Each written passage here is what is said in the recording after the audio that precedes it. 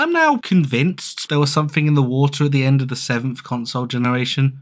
The last 2 games we looked at came out around that time and they were frankly swill.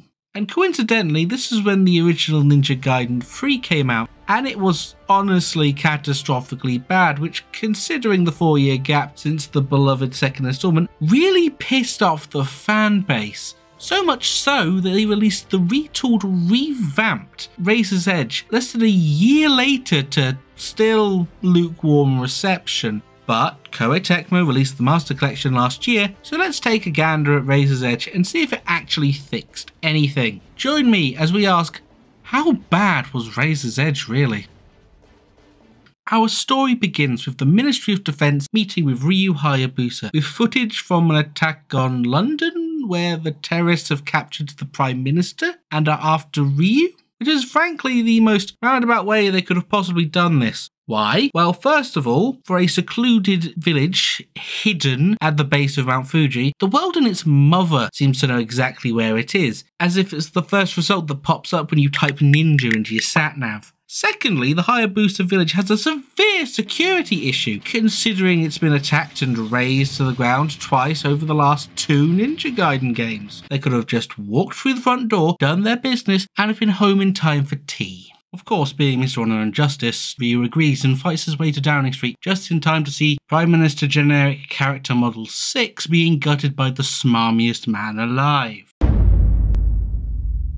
Short fight later and Lord Smarm dissolves the super legendary Dragon Sword into Ryu's arm to give him the worst rash imaginable and promptly disappearing before he levels the place, which Ryu survives because of his elite ninja skills and main character status. Cut to Masky McRedhood telling the world they have 7 days to surrender or he'll blow them up the same way he did Downing Street, as if any yob off the street couldn't do that after a Tuesday night bender. What follows is Ryu and the gang following vague clues to discover who is behind this threat and to stop them. All the while, Ryu has to deal with the curse. The grip of murder. Thank you. That is slowly killing him, allegedly, because it seems to only come up in the story when the story remembers it, and only for short segments and cutscene purposes. But regardless, Ryu's journey leads to him bumming it in not to buy in literally just Jurassic Park run by the Lords of Alchemy, who were hiding behind the Super Megacorp LOA, shockingly, before he's betrayed, captured, and was going to be used as a lab rat until he did what he's best at, which is demolishing very expensive bits of technology. It is then revealed that LOA are wanting to create a new god to destroy the world and...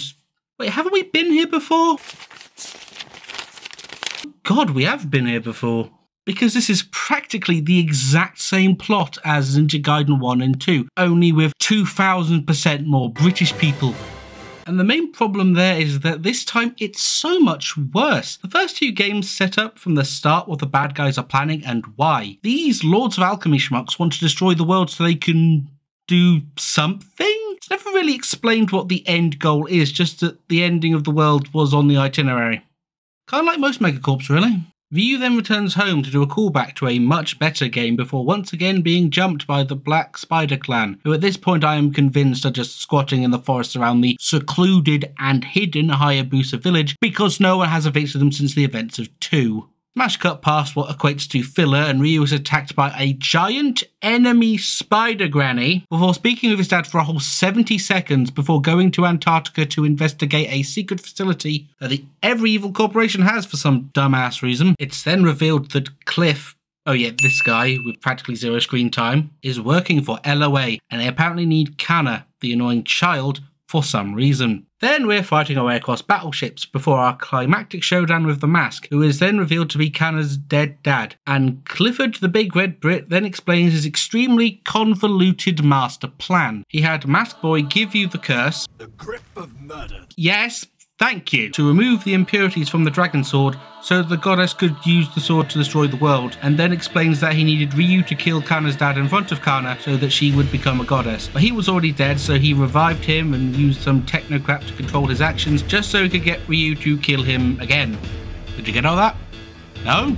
Good. The goddess is born, it's just Kana's face on a functionally naked female body. Don't want to say this is very Japanese, but their media is the only place this seems to happen, so...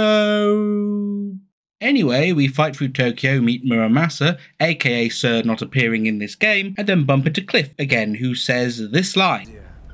I will be Adam, and she, my Eve. FBI, open up! My guy, goddess or not, that is a child. Cliff transforms, bodies Ryu, who is then saved by Theo, who is alive! Again, we make our way to Kana, and then fight Theo again before he removes the curse. Shut up! Then he promptly dies for the third time. Ryu defeats the goddess, saves the child, and then the game just ends? My main gripe with this game is nothing truly gets developed and everything is basically sat in the limbo of, bruh, trust me. Why do LOA want to destroy the world? Why is the child considered pure? Why did they think bringing up the moral ambiguity of Ryu's profession was a good story beat? No, seriously, why? As far as I'm aware, the only time Ryu has killed people is when they've attacked him first or when he's saving the world. Usually both. The "we are the same, you and I" trope really falls apart if you look at it for more than half a second. It's honestly just a holdover from the original NG3 where Ryu was much more ruthless, but then it fell into the old pit of questioning the protag's morality while forcing the player to do morally questionable things to progress. Thinking about it, by removing the darker tones of the story, they really did the equivalent of removing an unexploded bomb from a minefield. The big problem's gone, but it's still a bloody minefield. All in all, the story's superficial and the plot is somehow needlessly convoluted, but let's talk about the characters. Maybe they'll save the story. Nope. Characterization is very weak across the board. Ryu has gone from being stoic to almost constantly angry. Most of the supporting cast are extremely one-dimensional, including the villains that are just kind of appear, turn to a boss fight, and then die. Compare this to 2 and the greater fiends, who are still kind of one-dimensional, but like the party dimension, rather than the dimension made entirely of officers. And Genshin, a rival antagonist with more motive and depth than possibly the entire cast of 3 combined. And let's not get me started on the English voice acting. Most of them sound like they're just reading off the script, with an honourable mention for Cliff, who sounds like he's phoning it in from a tunnel in the desert, a continent away. Frankly, the only saving grace of this cast has to be the Regent, who just chews the scenery every time he appears. The man just exudes such charisma, superiority, and just sheer manic fervour that it turning out that he's just a puppet is a massive disservice to the character and what he brought to the story. But it's not really the story most people play hacky slashy character action spinny flippy wacky attacky games for, is it?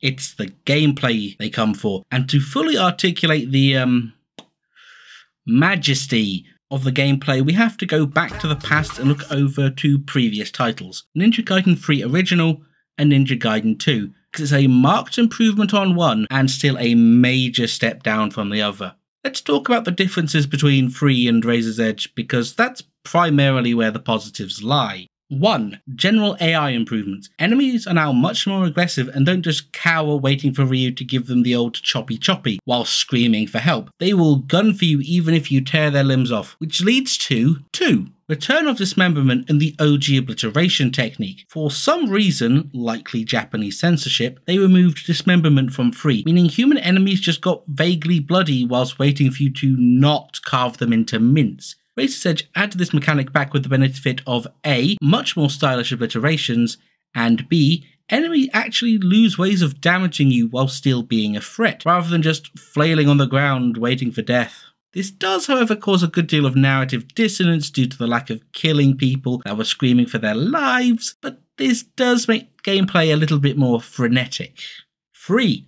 Options. People, let me tell you what 3OG brought to the table. A katana, a bow, 1 type of shuriken, and 1 ninpo. So gameplay was pretty much stagnant for the entire game. Razor's Edge fixed, or at least attempted to fix this, by adding many more weapons, ninpo, and a leveling system similar to an NG2, which added much more depth to the game and let you play how you prefer. Eclipse Cypher is a personal favourite of mine. Oh, by the way, just to let you know, hitting enemies with ninpo will heal you. 4. A revamped Steel on Bone and Ultimate technique. Steel on Bone was essentially the obliteration technique, just without the dismemberment or the additional dismembering. It has since been changed to a chainable insta-kill grab counter that we'll get into a bit later. The Ultimate technique has been made a bit more, you know, ultimate. Rather than just jumping to enemies and putting them in a down state for Steel on Bone, now it's a little more in line with how it was in 1 and 2. being a lot more showy and typically being able to kill enemies. But once again, we'll circle back to that later. So far, compared with OG, Razor's Edge is a lot closer to how earlier 3D Ninja Gaiden games were. That being said, let's compare to Big Daddy 2. 1. The enemy variety is absolute garbage. You spend the vast majority of the game fighting the same 3 enemy types: Grunt Merc, Commando Merc, and Armored Merc. Most encounters are just various amounts of these guys thrown in a room over and over ad nauseum. About halfway through they start throwing mini-boss type enemies into the mix, and by that I mean throwing 5 or 6 of them into a small room over and over again. You also get some ninjas to fight for a mission, as well as some fiends whose inclusion makes sod all sense in continuity, but there's still a very tiny selection of things to fight. Compare this to Ninja Gaiden 2, where you fight ninja, spider monsters, werewolves, dragons, cyborgs, demons, cyborg demons, and the f***ing Statue of Liberty. And you might as well have been fighting the same 3 guys forever. Thankfully though, hitting enemies with Ninpo will heal you. 2. Enemy durability is bonkers. And no, I don't mean that they have massive health pools, I mean most are constantly blocking, and all of them have hyper armor through their entire attack strings, so you can't knock them out of it. This means combat is slowed to a crawl compared to 2, because you're having to use heavy attacks to break guards when the heavy rarely combos into anything, and you spend a lot of the fight dodging backwards until they stop comboing at you, just so you can actually land a damned combo of your own. And sometimes they keep the hyper armor after the combo ends, so you end up just having to guess when they're actually safe to attack. Now, imagine this as a room full of enemies doing this. Yeah, and do not get me started on the Alchemist, because these guys are honestly some of the worst designed enemies in any game ever. They have a shield that needs to be broken to do damage to them. They start wave dashing when it does break, have ranged projectiles that they spam, seemingly endless hyper armor, grab attacks that drain health and ki, and there's always 3 of them in an encounter. That's not fun, that's tedious. Never do that again. 3. The health system is pants. See, Ninja Gaiden has always had this system wherein taking damage lowers the amount of health you can passively regenerate after combat. Bit of punishment for playing badly / recklessly, but this could be mitigated by using healing items and blue essence that occasionally drop from enemies. Ninja Gaiden 3 dropped this while still keeping the max health loss on taking damage, which when coupled with hordes of enemies that are almost constantly shooting or aggressively flailing at you, you can easily end up fighting through most of a level with a quarter health because you didn't go Ultra Instinct. But luckily, hitting enemies with Ninpo heals you. Except of course that it takes a long ass time to generate ki, and the amount you get back in health is proportionate to the amount of enemies hit. So generating Ninpo actively decreases the amount of health you get back. Didn't think this one through, did ya, Team Ninja? 4. Ultimate technique is terrible and Steel on Bone is easy mode. So for something that is called the ultimate technique, it's naff. This is the ultimate technique from 2.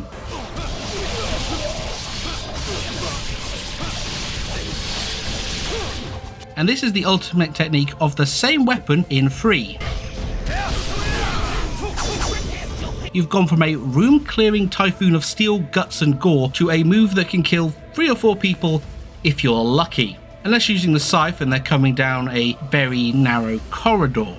And unless you're using the Bloody Rage insta-charge, it takes forever to get a full charge going. On the flip side, Steel on Bone is so easy to activate, and combos guarantee 3 to 4 kills even against beefier enemies, while also being completely invulnerable for the duration. I mean, I'll admit it's kinda cool, but when the game repeatedly throws you into the sob dimension to just sob waves of enemies until no one is left untouched, it loses a lot of its luster. And finally, we have the most egregious sin for a hack and slash game. 5. The boss fights are ungodly levels of boring. The machine bosses are just hack away at parts until the QTE to win starts, all while being pelted with a frankly worrying amount of heavy ordnance. The humanoid bosses are frankly all the same. Dodge away until you feel there's an opening, hit them with half a combo, dodge out, rinse, repeat. This is even the same with the NG2 bosses they ported in for the Crystal Skull challenges, and I do mean port because these bastards fight like you still have a functional healing system. They botched the recurring rival fight with the Regent. Most of the time the rival gets more combos and weapons with each new encounter. It's how Virgil worked in DMC3, it's how Genshin worked in Ninja Gaiden 2. The Regent, who you technically fight 4 times, gets one new move in the 3rd encounter. Granted, it's a cool move, but that's not enough to spice things up no matter how much he spams it. Worse still, they managed to make a fight with a cyborg T-Rex boring. How?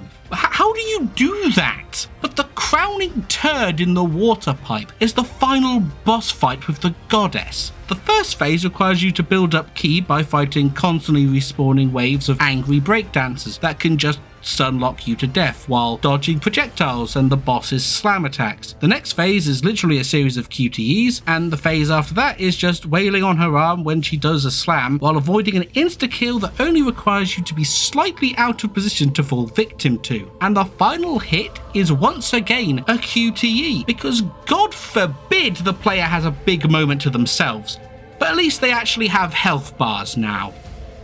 That's a nice change. So, is Razor's Edge really that bad? Yes, that's not really up for debate. Compared to its predecessors, it's not even in the same league. But this was a retooling of Ninja Gaiden 3, so is it better than the original? For the most part, yes. Kinda. It fixed a good deal of the gameplay issues from 3 within the confines of that framework. Yeah, there's still massive, glaring problems, but without completely rebuilding from the ground up, there was no way they'd be able to fix everything. I'm not saying I like it, just that I understand. The story, however, actually got worse, pretty much entirely because they removed one of the main themes from the gameplay without actually changing up the plot to compensate. Either way you slice it, unless Master Collection sold like hotcakes, this franchise might actually just be completely and utterly dead. Which is a shame, considering how much potential it had. Oh well, another series for the memorial wall, I guess. I hope you enjoyed the video. If you did, please leave a like, maybe subscribe if you haven't already. Also, leave a comment letting me know your thoughts and what games you think I should look into for future videos. This has been The Resident Gremlin, and is it a bad time to point out that Razor's Edge exists in the same continuity as Dead or Alive Extreme Beach Volleyball?